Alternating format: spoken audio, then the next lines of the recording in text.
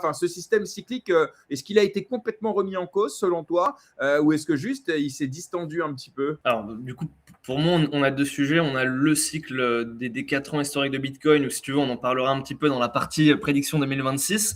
Et tu as la partie vraiment rotation des liquidités au sein d'un cycle que tu expliquais là, entre d'abord Bitcoin, puis Ethereum, puis etc. etc. Ça, aujourd'hui, on l'a vu que ça s'est totalement invalidé. C'était vrai avant, ça ne l'est plus du tout aujourd'hui. Pour quelles raisons? Peut-être un peu de facteurs institutionnels, de l'autre de la macro, de l'autre aussi, il y a quand même beaucoup plus de tokens qu'avant. Peut-être qu'avant, ce qu'il y avait en un an en termes de création de tokens, aujourd'hui, c'est journalier.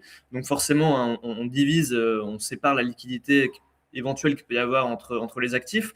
Donc voilà, donc, ce qu'on va voir, c'est vraiment, ça va devenir plus similaire à ce qu'on a dans finance traditionnelle, hein, avec des narratifs précises.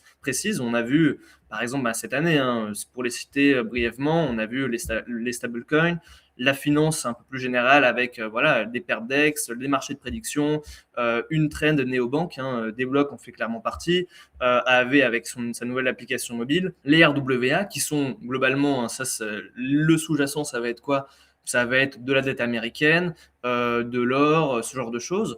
Donc on va voir en fin de compte des cycles qui vont être entre actifs et en fonction aussi de la macro, comme on le voit en finance traditionnelle. En finance traditionnelle, quand c'est des périodes un peu d'euphorie, on va peut-être avoir les actions tech qui vont augmenter très fortes. Quand c'est des périodes d'incertitude, on va peut-être avoir, je sais pas, des actions comme McDo, peut-être des bancaires qui vont un petit peu plus augmenter avec voilà, ce genre de choses, l'or qui va augmenter. Et donc à chaque fois, ça va bénéficier à un certain nombre d'entreprises par secteur par rapport à la macro. Et je pense que c'est clairement ce qu'on va voir aujourd'hui en crypto. Et c'est normal parce qu'on a de plus en plus d'institutionnels.